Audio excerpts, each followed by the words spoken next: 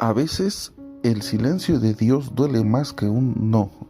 Sientes que oras, pero tus palabras golpean el techo y caen.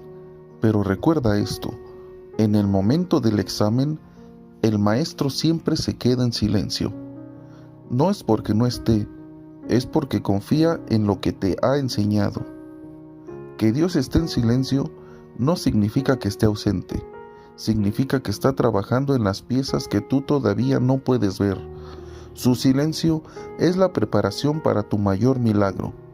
La Biblia dice que los que esperan en el Señor renovarán sus fuerzas. No te desesperes por la falta de ruido. Confía en la fidelidad de su carácter. Si crees que Él sigue teniendo el control, dale like y suscríbete para fortalecer tu fe.